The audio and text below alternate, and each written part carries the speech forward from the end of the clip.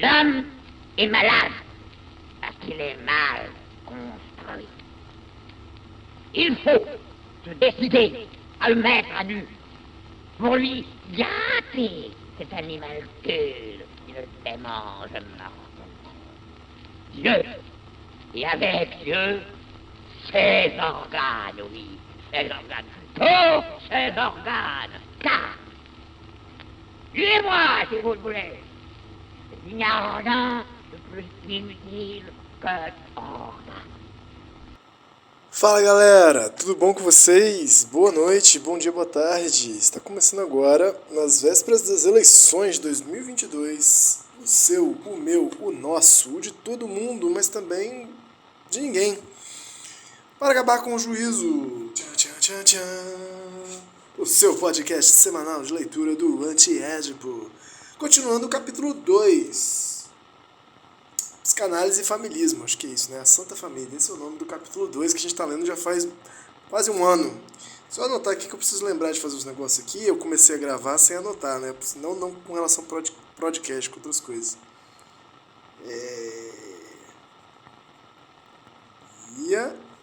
Um abraço para Beatriz. O que mais eu preciso fazer?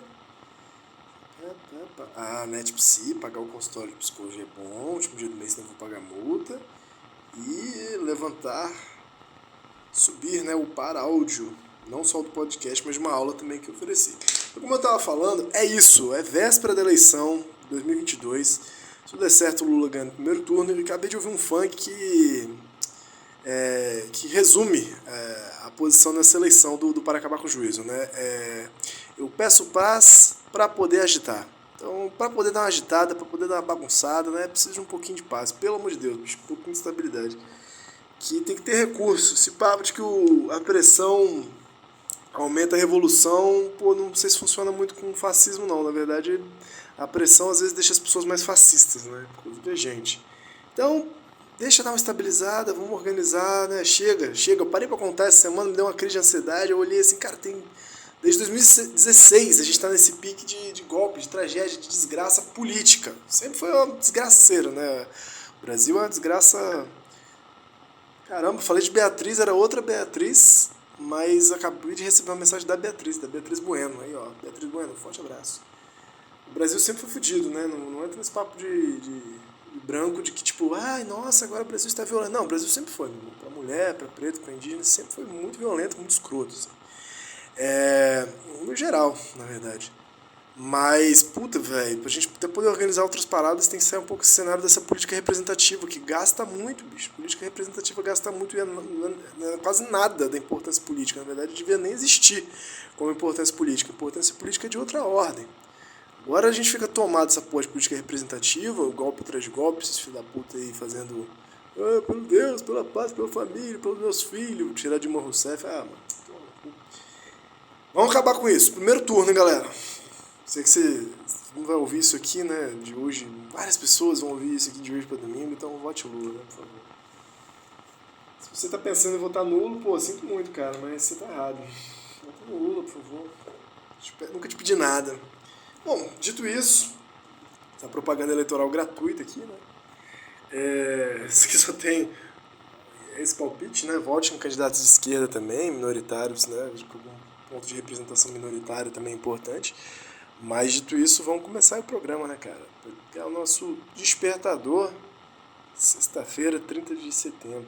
Eu que tava pensando é que hoje eu pensei nisso, né, velho? O dia 2 de outubro é o dia do massacre do Carandiru, né, cara? Que todo mundo foi absolvido, assim, faz 30 anos, mano. Tem a música do Racionais, tem o filme do Babenco, tem um filme muito bonito do Babenco, né? O Carandiru. A música do Racionais é o Diário de um Detento, né, que está no Sobrevivendo ao Inferno.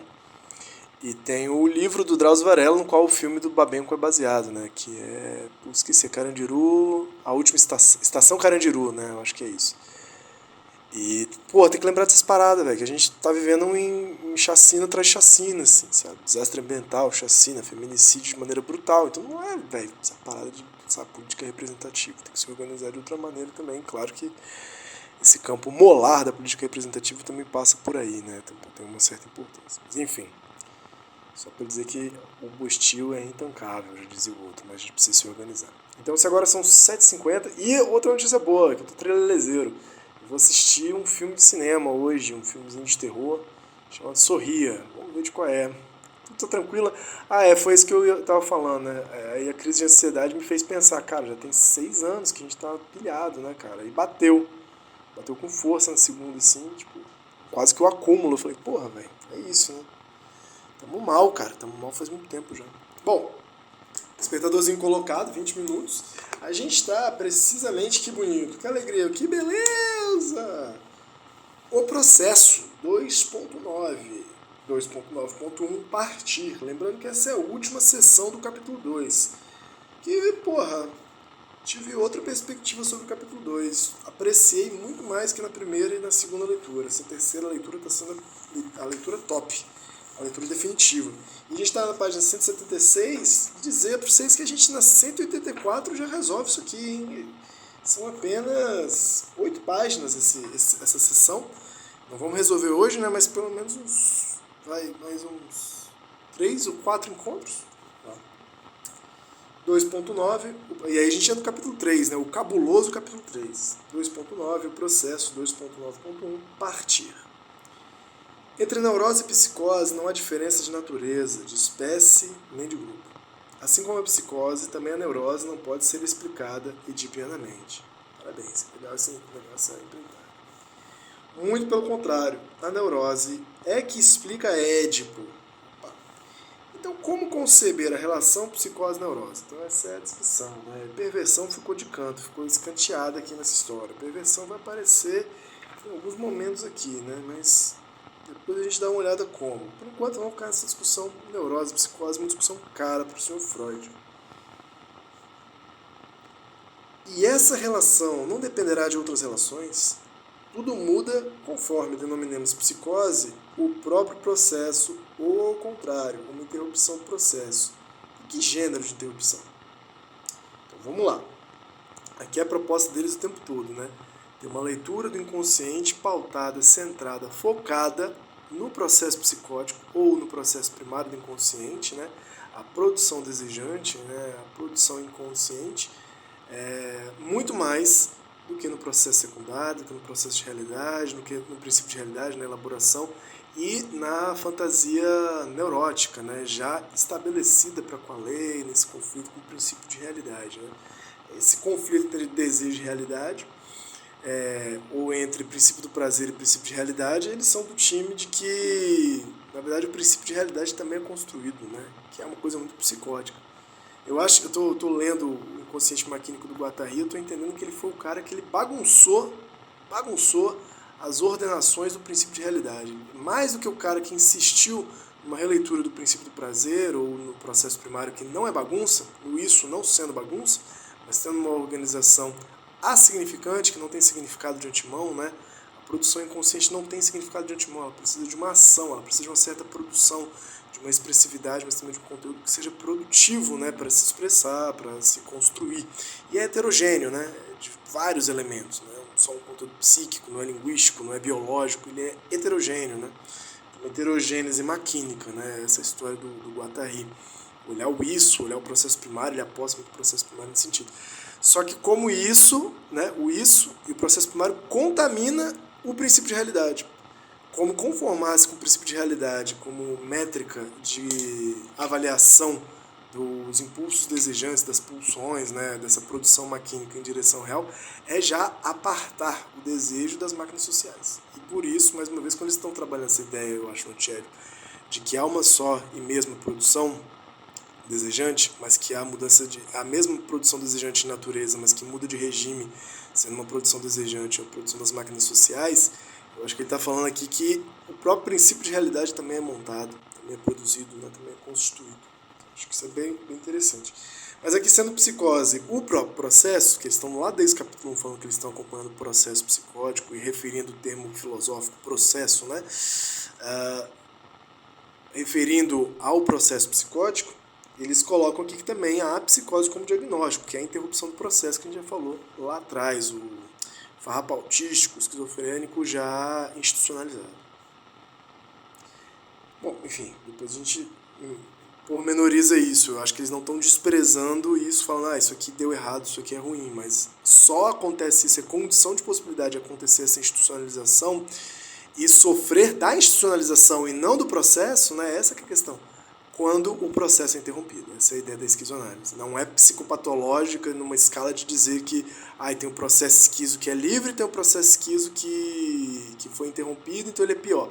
Tudo está no processo esquizo, inclusive o neurótico, que é super interrompido. Só que há as diferenças de interrupções, pelo que eu entendo.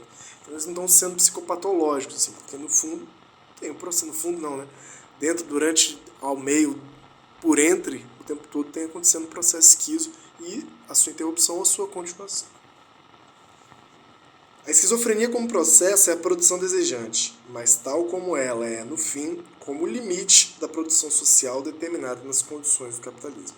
Repito, a esquizofrenia como processo é a produção desejante, mas tal como ela é, no fim, como o limite da produção social determinada nas condições do capitalismo. Depois eu acho que eles vão fazer um jogo bem interessante, assim, que é isso, a definição de esquizofrenia só pode aparecer no capitalismo.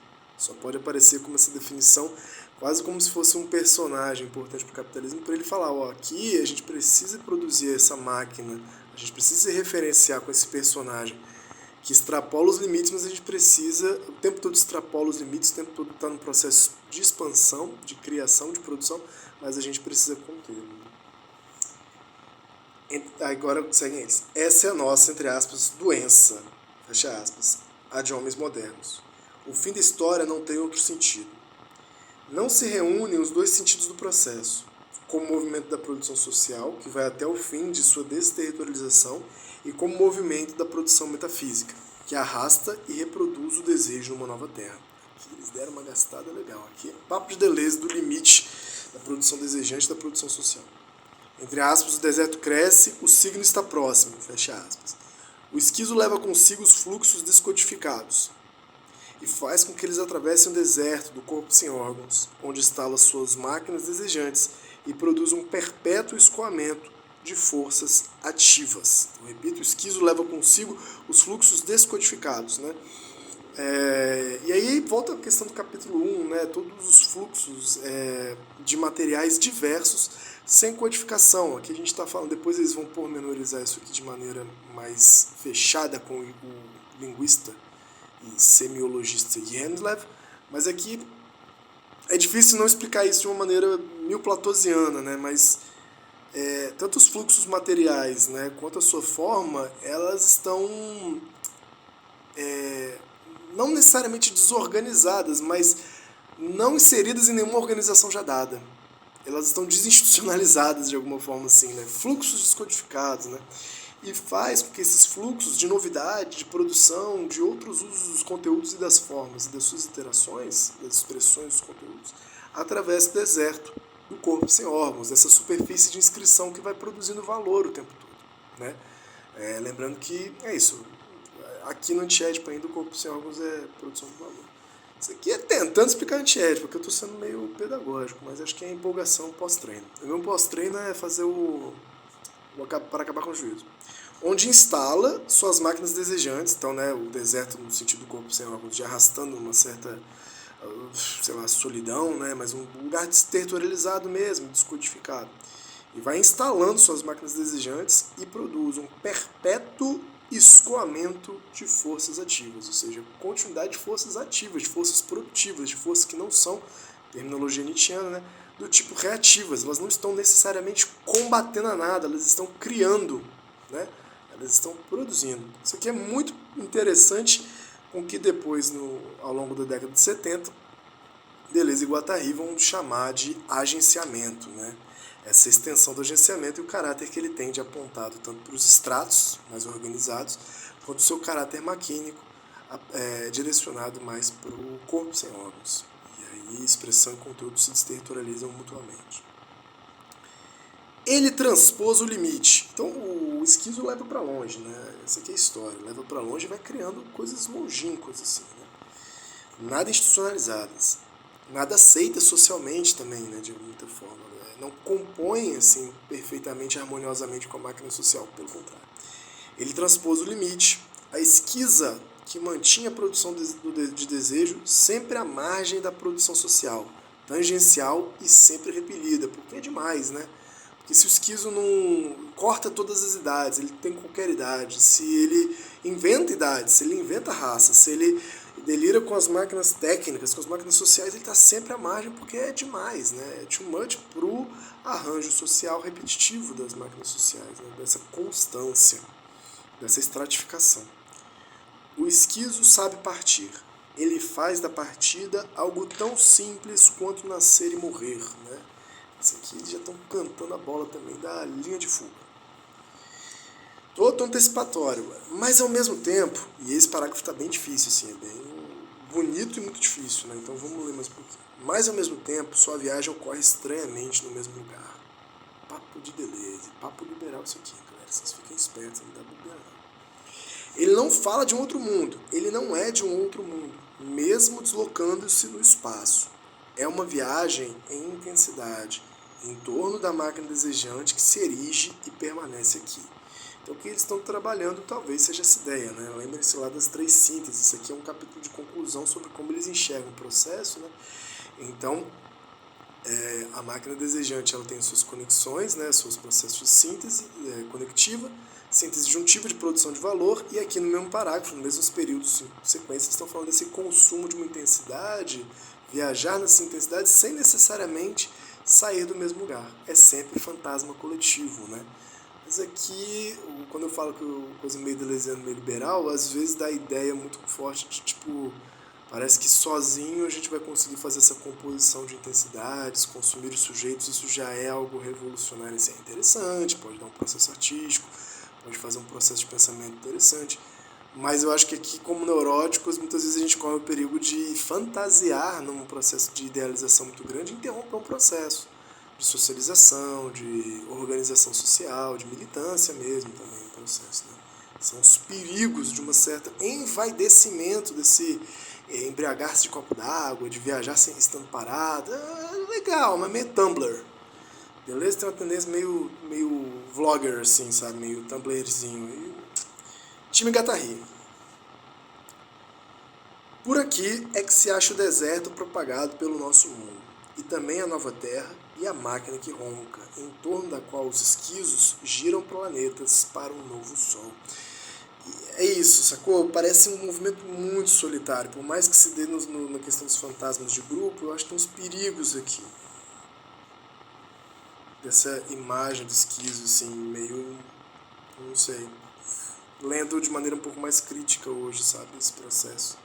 Se vocês ouvirem a Paula Maria, né, a colega até falou no Twitter esses dias, se você ouve de novo o G de Ghost, né, no abecedário do Deleuze, o falatório lá do Deleuze perto do final da vida, né, ele fala de esquerda, e esquerda é só uma outra sensibilidade, esquerda parece algo muito individualista, assim, uma maneira muito individualista de pensar a esquerda, ao mesmo tempo não é, mas acho que tem uns perigos que sondam.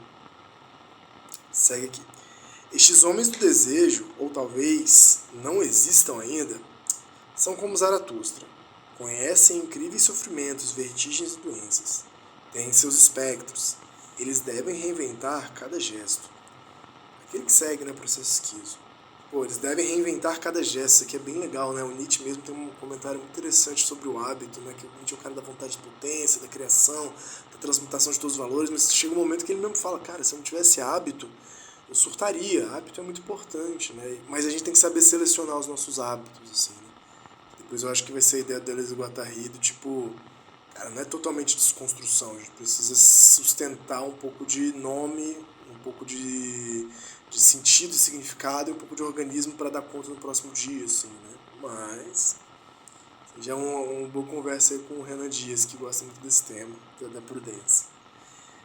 Mas o próprio Nietzsche falava, ele precisava de hábitos, precisava de estratos, assim, né, para segurar um pouco as pontas dele. Tem seus espécies a reinventar cada gesto, mas um tal homem se produz como homem livre, irresponsável, solitário e alegre, capaz afinal de fazer e dizer algo de simples em seu próprio nome, sem pedir permissão, desejo a que nada falta, fluxo que atravessa as barragens e os códigos, Nome que não mais designa eu algum. Bonito demais, poético. Beleza, você devia ser poeta às vezes, cara. Não sei se você precisava ser tão filósofo assim. Mas vocês vão vendo. Vê se eu tô viajando. Parece muito legal assim, uma subjetividade, uma direção subjetiva para um movimento revolucionário, para um movimento, uma nova direção política, né, subjetiva, pensar subjetivamente outras políticas, mas ao mesmo tempo parece muito solitário, muito individualista muitas vezes. Ele vive sua vida como sublime doença que não mais o atingirá. Eu só gosto também rapidinho lá atrás, ó. Adoro isso aqui é muito nietzschiano mesmo, essa coisa de o Nietzsche não é não apenas contra a culpa, né? Ele é contra a responsabilidade. Né? O aspecto trágico do Nietzsche é poder dizer que nós não temos responsabilidade alguma, a causalidade é tão caótica, as causas das coisas são tão caóticas que nós somos muito mais filhos de um acaso muito grande. E poder lidar com isso é de uma força extrema, né? Transformar esse niilismo, né, de que nada tem sentido, nada tem uma causa, no niilismo negativo, no niilismo ativo, e ter forças para mesmo com isso lidar e poder escolher, né, escolher essa vida uma vez mais, escolher suas ações, escolher seus hábitos, né, para Nietzsche é um sinal de grandeza, de grande irresponsabilidade, né. Interessante, são os parênteses aí. Eu acho que ele fala muito disso no Crepúsculo dos Ídolos e sempre no Genealogia da Moral, né. Olha só. Eu gostei dessa história, né? Nome que não mais designa eu algum, né? Depois eles vão trazer a ideia do nome próprio. Ele simplesmente deixou de ter medo de dever louco. Ele vive sua vida como sublime doença que nada mais o atingirá. Vou ler mais um pouco, senão eu vou ficar parando toda a frase. Esse negócio está muito poético e bonito. O que vale? Do que serviria aqui um psiquiatra? Em toda a psiquiatria, apenas Jaspers e depois Lang tiveram a ideia do que significava processo e sua efetuação. Por isso eles souberam evadir-se do familismo, esse leito comum à psicanálise e à psiquiatria. Muito bem desenvolvida essa hipótese pelo Foucault, tanto no História da Loucura quanto no Poder Psiquiátrico. Entre aspas, se a espécie humana sobreviver, imagino que os homens do futuro considerarão nossa esclarecida época como um verdadeiro século do obscurantismo, e serão sem dúvida capazes de apreciar a ironia desta situação com mais humor do que nós. Irão de nós. Saberão que aquilo a que davam os nomes de esquizofrenia era uma das formas pelas quais, e muitas vezes por intermédio de pessoas absolutamente comuns, a luz começou a aparecer através das fendas dos nossos espíritos fechados. A loucura não é necessariamente um desabamento, breakdown. Pode ser também uma abertura de saída, breakthrough. Bonito, hein? Saídas, na verdade. O indivíduo que faz a experiência transcendental da perda do ego pode ou não perder de diversas maneiras o equilíbrio. Pode então ser considerado louco. Mas ser louco não é necessariamente ser doente. Aí, que eu estava falando no começo, né? Mesmo se em nosso mundo os dois termos se tornaram complementares. Partindo do ponto de vista de nosso pseudo-saúde mental, tudo é equívoco. Caralho, que bonito, hein? Tudo é aspas. Essa saúde não é uma verdadeira saúde. A loucura dos outros não é uma verdadeira loucura. A loucura dos nossos pacientes é um produto da destruição que nós lhe impomos e que eles se impõem a si próprios. E não se pense que podemos encontrar a verdadeira loucura, nem que somos verdadeiramente sãos de espírito. A loucura que encontramos em nossos doentes é um grosseiro disfarce, uma aparência enganadora, uma caricatura grotesca que poderia ser a cura natural dessa estranha integração. A verdadeira saúde mental implica, de uma maneira ou de outra, a dissolução do ego normal. Foda, fecha aspas. Aí, nota de rodapé 59. Ronald Dave Lang, psiquiatra inglês, cara, importantíssimo aí. Eu nunca li o Lang com carinho, mas os livros dele não são caros. Quem gosta do tema da loucura, da psiquiatria, acho que é um baita texto aí, velho. A política da experiência. Num sentido bem próximo a esse, Michel Foucault anunciava, entre aspas, essa é a nota de rodapé 59. Né? Talvez um dia já não se saiba muito bem o que terá sido a loucura. Arthur pertencerá ao solo de nossa linguagem e não ao de nossa ruptura. Tudo que hoje experimentamos como um limite, como algo de estranho ou insuportável, terá ganho a serenidade do positivo. E corremos o risco de um dia virmos a ser designados pelo que esse exterior hoje designava, né? O louco fora, o que não é nós. Né? A loucura deixa de estar ligada à doença mental. Loucura e doença mental desfazem sua pertença à mesma unidade antropológica. fecha aspas, a loucura, a ausência de obra, é um texto, né, de 64 do Foucault. Em francês aqui é referência, La Folie, l'absence d'œuvre. Muito que bonito, gente! Nossa, tô emocionado. Esse é total reforma psiquiátrica. Cara, tá acabando aqui a hora, né? Não vou começar a ler outro pintor, não.